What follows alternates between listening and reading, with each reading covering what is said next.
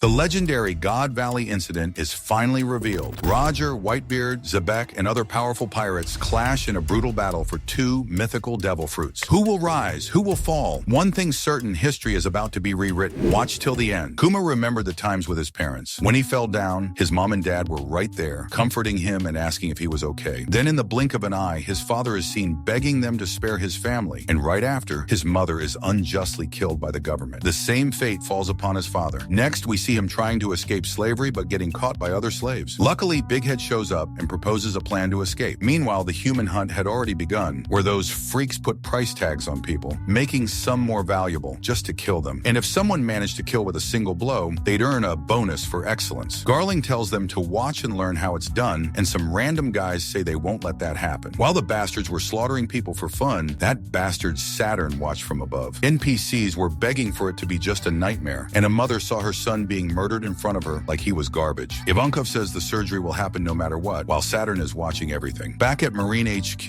a guy orders Garp to go to God Valley, but Garp says he wants no part in the Celestial Dragon's little party, warning them not to mess with those bastards. And honestly, if I were in his shoes, I wouldn't want to go either. But the moment they mention Roger's involved, Garp suddenly gets all fired up to join. Meanwhile, the Rocks pirates set sail from Hachinosu Island, and even the background characters are hyped to go. At the Celestial Dragon's party, they even shoot arrows at Kuma, but he tanks the hit and keeps walking. Suddenly they stop, and Ivankov shows him the sea. He's never seen so many marine ships surrounding a single island before. He says it's obvious no one's making it out alive, and that this whole thing will be erased from history. Every one of the 100,000 rabbits on that island will be dead in 3 weeks when the competition ends. Some dumb folks falling for the government's lies think they'll be free if they survive the 3 weeks. Big Head opens their eyes, telling them that in previous competitions, there were no survivors. The government only gives that false hope to make things more entertaining for them. Meanwhile, Garling, that scumbag, kills everyone mercilessly and racks up 100,000 points easily. The celestial hoes moan in pleasure from all the slaughter. A fishman helps Ivankov break his chains, and Ivankov praises him, making the little guy emotional since he'd never been complimented before. Jenny is burning through her neurons because she shared tons of intel, but neither the pirates nor the Marines did anything about it. When asked what she's up to, she says she's pulling a James Comey, manipulating information since the prizes for the competition are their key to escape. One is the dragon fruit we know, and the other is the paw fruit, also familiar to us. If one of them eats a fruit, they could break free from the island and the Marine blockade. Ginny says she's a pro at theft, wiretapping, and even transmissions. 2 weeks ago, she leaked info about the island, which caused chaos among the pirates and made it easier to steal the fruits. They needed someone to distract the celestial dragons, and our boy Kuma volunteers. He's big and thinks he can survive longer than the others, and more importantly, he doesn't want to see more people die. Ivankov gets fired up and says no one's taking him out. Then the Marine ships start getting bombarded by the Rocks pirates, and not just them, but a whole lineup of infamous crews one after another. The Marines start panicking, wondering what the pirates want, and begin firing back, but it's useless. Rocks commands his crew to follow him. Whitebeard questions when exactly he became a subordinate, and on top of him is the sexy Stussy being called pathetic by another baddie, who shrank a lot when she got older for some reason. Shiki, puffing a fat cigar, says the treasure goes to whoever finds it first. Big Mom, greedy as always, jumps into the mess saying she wants both fruits. Kaido says they'd be useless for her. Captain John's also there. Yeah, the same zombie from Gecko Mariah's crew. This crew's seriously stacked, and Big Mom wasn't even as fat as she is now. The fishbowl heads are panicking because the Rocks pirates landed, and they tell the background characters to handle it, as if they stood a chance. A Marine says things are going south because pirates are coming in strong from every corner, and HQ doesn't know how they found out about the party. On the West Coast, none other than the Roger pirates show up. Roger himself hyped, flanked by Rayleigh, Gabon, and the whole gang. Garling orders them to protect the celestial dragons because things have gone south. Chaos erupts with so many powerful pirates, and everyone scrambles to grab the prizes before anyone else. A Marine says they can't handle both Rocks and Roger, but reinforcements arrive, none other than Garp, joining the party, making the Marines celebrate. Slaves and celestial dragons are running in panic, while Kuma and Ivankov grab all the treasures they can. They head to a quiet spot and find the fruits inside one of the chests. But before they can eat them, that witch Big Mom shows up to take them. When she's about to grab Kuma's fruit, Ivankov blocks her and tells Kuma to eat it. Instead of eating it immediately, Kuma freezes like a scared puppy. Ivankov yells at him to eat and survive. Kuma bolts, and Ivankov is slammed into a wall. In that moment, Kuma finally eats the fruit and feels the breeze. Ivankov says if even one of them survives, they win. But then, out of nowhere, Kuma gets smashed by Saturn, who says Kuma's fate is slavery until death. Kuma questions the logic of some people being born important while others are born to be slaves. Like Nika, he just wants to save as many people as possible. The old bastard says that's exactly why his people must be wiped out. This entire incident will vanish into the shadows of history as if it never happened. Later in Kuma's kingdom, Ivankov asks if that's really all they said about Garp's heroic deeds. He says the powerful decide everything in this world, and that reporter Morgan's is garbage. No one truly knew what happened on that island. Kuma prays, thinking of the lives he could have saved. Big Head tells him to shut up. In all that chaos, he saved over 500 people. Ginny says it was unbelievable. Everyone cried out of gratitude. Ivankov says Kuma's hands freed people. They are the hands of liberation. Kuma remembers his father's words about Nika's return. Big Head decides to set sail, saying goodbye to the two staying behind. Ginny says since she's 4 years older than Kuma, she should be the one feeding him. Later, she goes to chop wood, but can't even lift the axe and needs help from Kuma, who's 4 years younger. She doesn't want to pick trash or steal anymore, so she decides to sell firewood for food. They sell everything, and starving, she asks what they'll eat. Kuma replies, whatever you want, what a kind guy. Two brats show up to mess with them, judging Kuma for being that big at 9 years old. They pull rocks out of their butts and start throwing them at him, but future wifey Ginny beats the hell out of them. Even after that, the gentle Kuma apologizes for Ginny's beating. Then he takes away their pain, leaving them in shock. Soon after, he starts winning everyone's hearts. They finally eat until they're full. Kuma jokes that Ginny eats so much they'll have to work twice as hard to feed her. Later, Ginny asks when Kuma became a slave. He says at 4 years old, and she smiles, saying it was the same age for her. But then she says she's had enough and can't hold back her tears anymore. Kuma, just 9 years old, remembers everything. Dinner with his parents, chopping and selling wood with them. Seeing her cry, he also tears up, move that he can finally eat without worry. In the next episode, they're older, living happily, until a ruthless king crushes that peace. Kuma and Ginny are ready to fight the government for freedom. The episode is titled A Fleeting Moment of Happiness, Kumachi and Ginny. If you want more recaps like this, comment One Piece 1131 and like this video.